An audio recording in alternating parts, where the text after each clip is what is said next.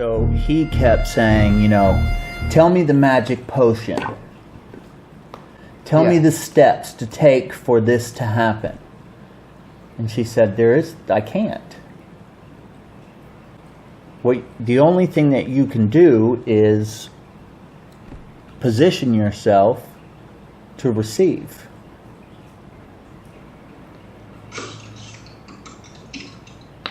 There is no tap on this, spin around 3 times. Yeah, be in the receiving mode. And then you're going to have this experience. And I've heard, this must be from some of her advanced classes or something like that, because some of the people that have been talking, and the last couple ones that I've been listening to, have been to multiple ones. And she's called on them multiple times, which is interesting. And the thing that seems to run through a couple of these people is their desire to figure it out. Yeah, I hear what you're saying. And they're very proud individuals that think they know something. Yeah, I even said it to Jake. He's like, yes, I know exactly what you're saying because you've said it before, and blah blah blah. You know what I mean? After all of that was said, yeah, wasn't even listening. In that place, no. And I was like, so what I take there is he gets it intellectually. But the information he's unable to share is the experience of it, which would be the how, which would be how he got to that place. He can't share that because he hasn't experienced it. Right, he hasn't allowed himself. So it's that's right. Allowing. I really like that word, allowing. He hasn't allowed himself to do what? I mean, he's been meditating for 10 years. Be in the receiving mode. Well, yeah, but how do you allow yourself to do that? That's kind of where my brain is going right now. I wasn't saying what you were saying was wrong. I was offering the contrast to allow it to unfold, to keep unfolding it, right? Because are you in the receiving mode when you know? Right? There's no right, wrong, bad, or indifferent, but can you even be in the receiving mode when you know the end result? Well, I mean, there's no room. There's no space for anything to come in. Right, you can't. So that's where I was at last night. Contrast is a good thing because it inherently creates that space if you're willing to see a different side of it. For that, you allow something else to come in. Right, and so what do you have to do to allow something else to come in?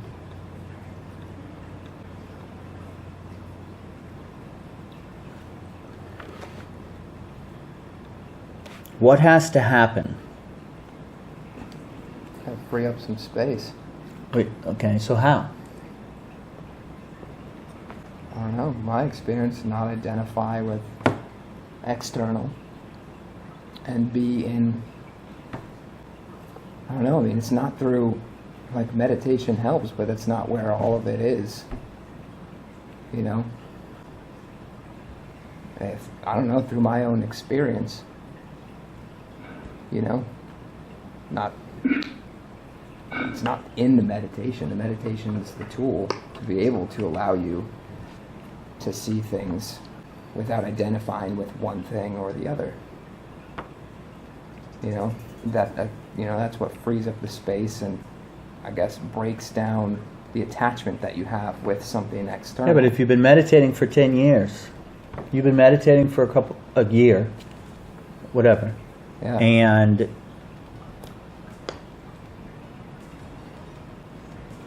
what I'm hearing you say is that you know what's supposed to happen. Well, I mean, I'm having trouble putting it into words because I don't really know. I can only, I can share from my experience, but putting it into words, it sounds weird.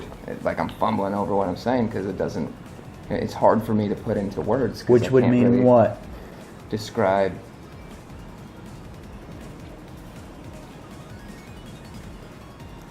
Then it's possible I haven't fully experienced something. That's the most humble thing you've ever said in your life. Congratulations. You're healed. Seriously. The most humble thing I've ever heard you say. That's my willingness to see something from a different perspective. You know? And so let's continue to unfold this. All of us, guys, come on. This is all you. This is you. This is you. This is you. It's you. It's me. That's why I've been listening to this thing over and over and over again, because it resonated with me, and it's the key component to all of this. And she even says in this is that actually meditation is everything.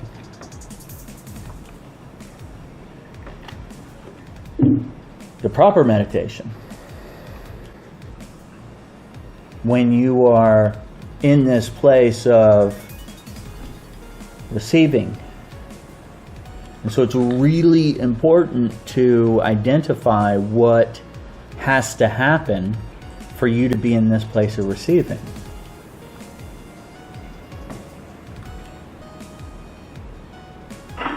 When I heard her talking about, basically giving up all control, like there's nothing to do, like coming to that place, like there's nothing to figure out, you're just being, like, when she says, allow source to flow to you and through you, and, what I'm hearing there, and I've heard a lot of them similar to this, to where people kind of ask for the, magic solution or whatever it is that they deem is blocking them from receiving.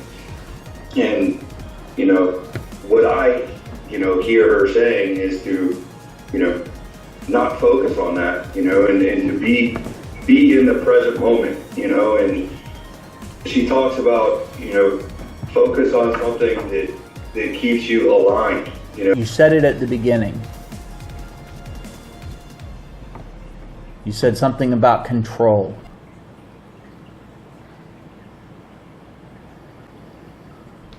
So let's continue to move down that direction, because that's what it's about.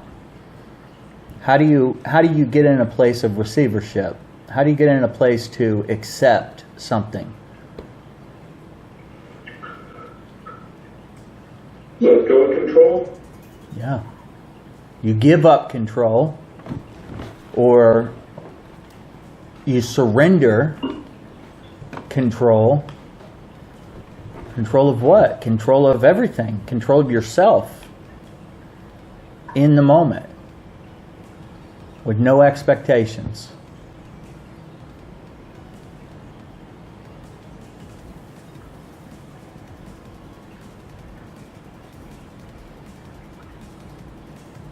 The willingness to look at what you already have the emotional tie to, regardless of what it is. Take a look at it as, like, I have an emotional, it's energy. There's energy in motion. There's an emotional tie to this thing.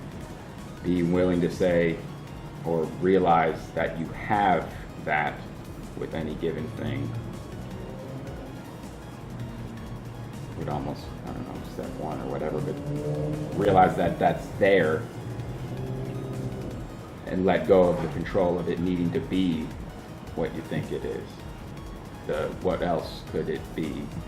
Not needing to figure out what else it could be. Just the willingness to say, I do have this, I see that for what it is. Doesn't make it true, it's just what I think it is. That in itself would create the But you don't have the ability to do that.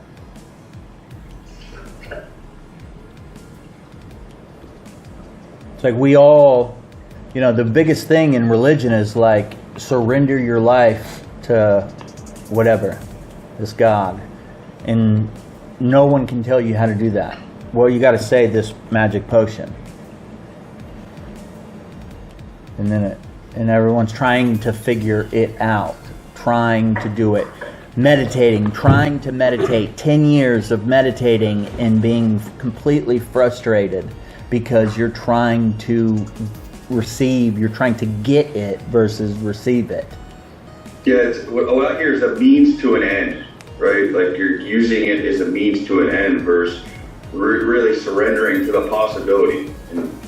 And so what she's saying is so simplistic here, and it's what no one wants to do in recovery, in life, in anything. No one wants to do it. The basics.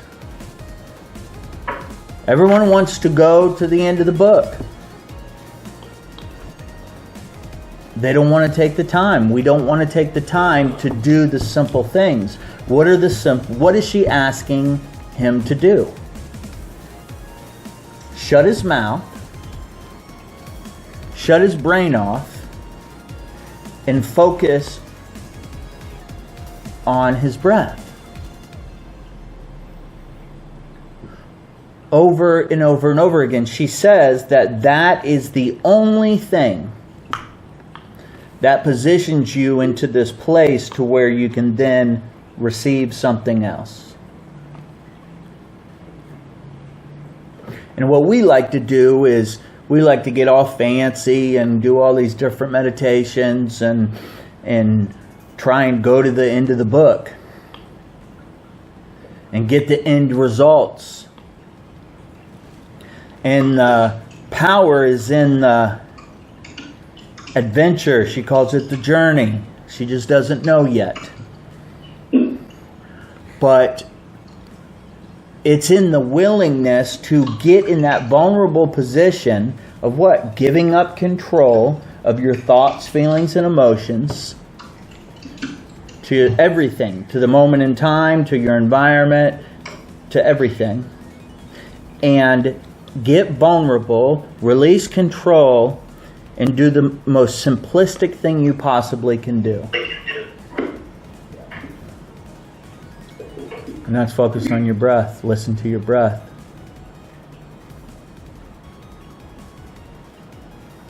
And practice. Now we're practicing not being in control.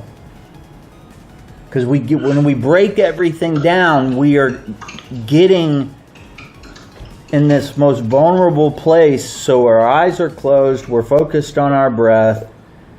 And do it over and over and over and over and over and over and over again. And because Esther is willing to do that, then she gets the nudge, not the tug, the nudge. It's a little different. I made sure to use nudge. Yeah.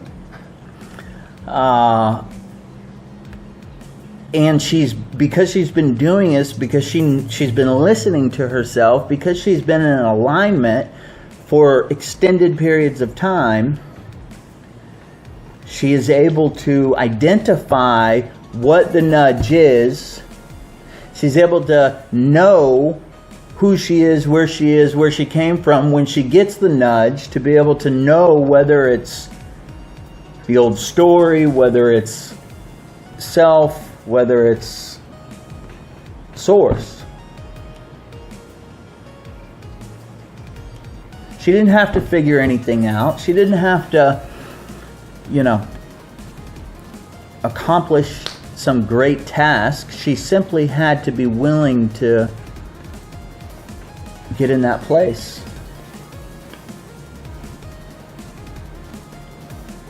Alignment with self and source. One.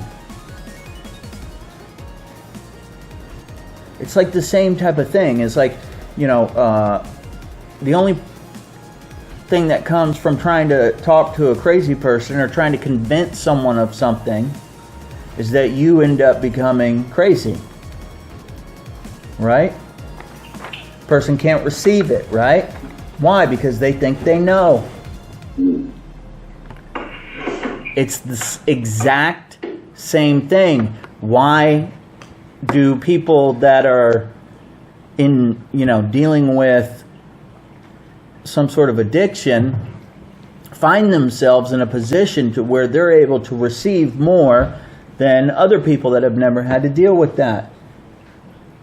because they've been beat down and forced into this place where it's easier to receive. But the more you think you know, the more you have, the more control you're in, the less chance you have to experience more. And it goes back to another one that I've been listening to a lot as well, with a guy that, you know, he goes and him and his wife go and they go to one of the conferences and they apply everything, and they were getting ready to get a divorce, and they ended up staying together, and his business was getting ready to go bankrupt, and now it's making $1 billion, and he finds out that he has cancer. And he's like, I've applied all these things, I've been doing all these things, and now this. How do I deal with it? What's the magic potion? And she says the exact frickin' same thing, which is get into alignment and then ask yourself what you're not releasing. What have you not dealt with? Because that is what is making this happen. It's what's keeping you in this place.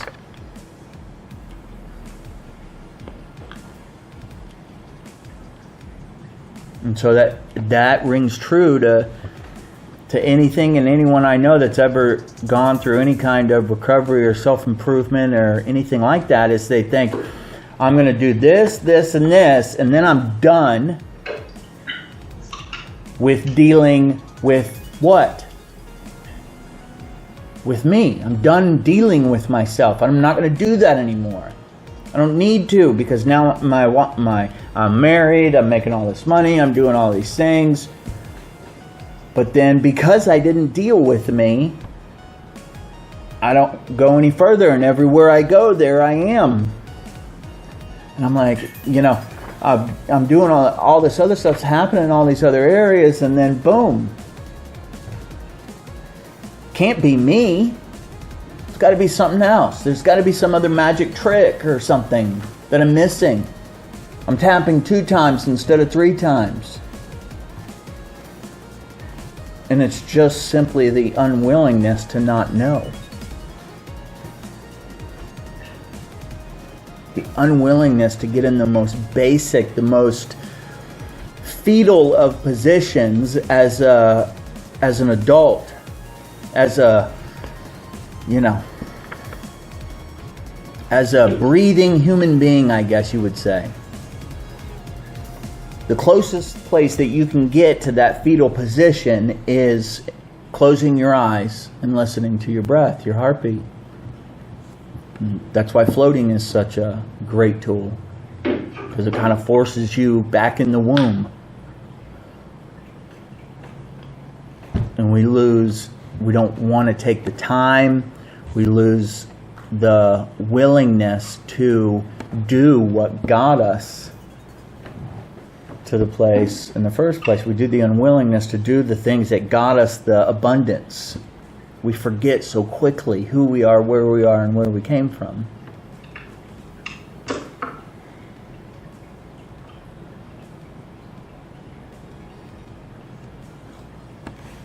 You know, I mean, when I heard this message today, this morning, I mean, such a connection to last night's meeting, like ridiculous. And then connection to everything else that's been going on around here. It's like you get the nudge. It's like, you know, for me it was like, you know, the piece of mail, and I looked at it and it just looked different. It had a different energy. And it made me think, maybe I don't have to keep fixing the fucking BMW anymore. Maybe there's a different possibility. And then meditate, nudge, meditate, nudge, meditate, nudge. New car.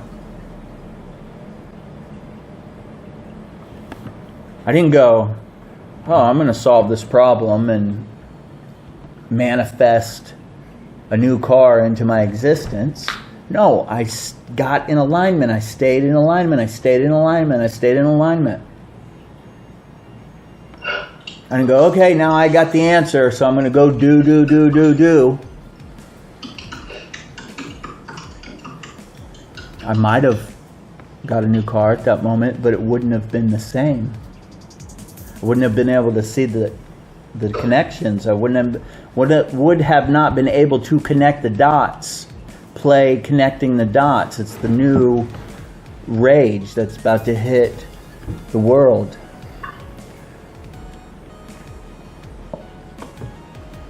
Because it's like, you know you didn't cause it, but you can see it plain as day. It's inspired versus required. Correct. You may get to the same end result, but there's two ways of getting there. The long, old way of cause and effect and dragging out and making the end result happen versus tuning in and getting the inspired action delivered, whatever. It's really like tuning in and tapping out. Because as long as you're in alignment, it doesn't matter. You know it's going to be for you. It's all for you anyway.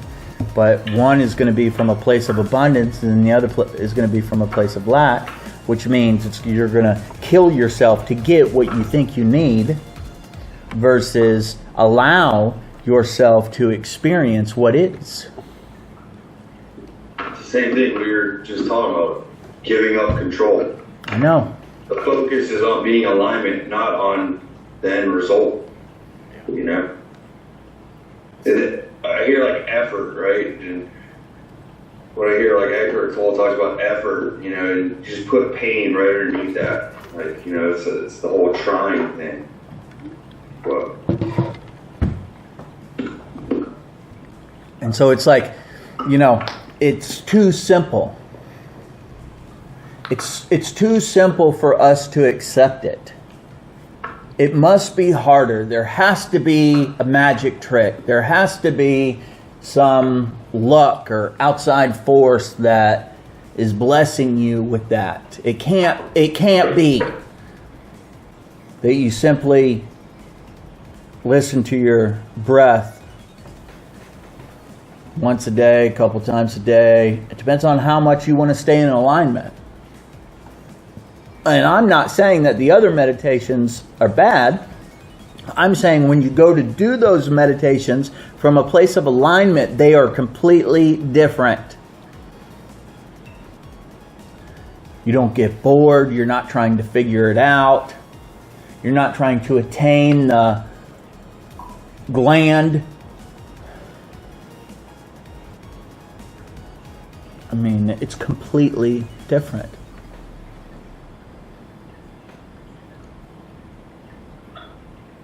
One thing that I picked up on during that video was whenever she was talking about the impulses to move all their stuff around and to try out her speakers and stuff. That just seemed like a physical example of being in alignment with Source, and like what Ito talks about, like that the children are closer to the Source because they have no problem with just playing because they don't need something to be a certain way, and there's a desire to try new things and to just be without having to look a certain way or do a certain thing or fit into a certain category. It's just an indicator that you're in alignment just by being able to listen to a new story and do new things just to do it.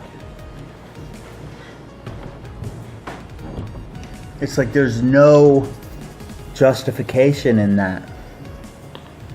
You know, back to last night, it doesn't matter how valid, how justified, there is none. In surrendering, in no control, there is no justification, there is no validity.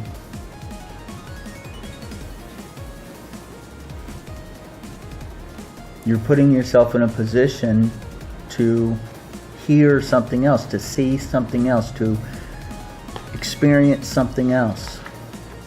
Not something else that you created.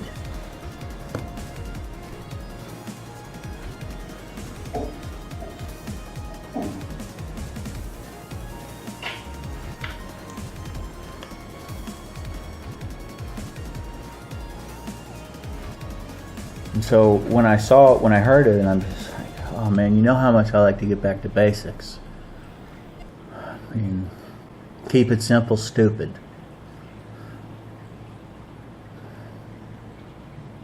I'm just like, wow.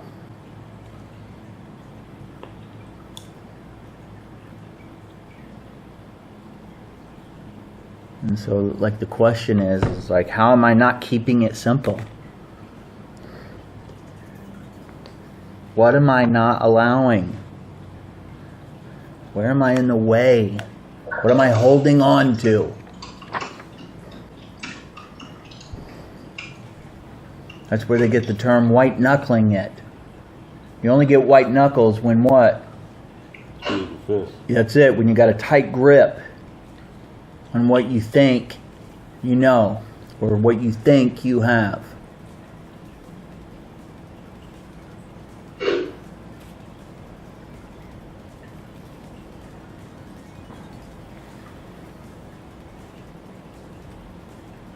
All the other stuff, it's like all the Dr. Joe stuff, all the other meditations, it is so much more profound from this place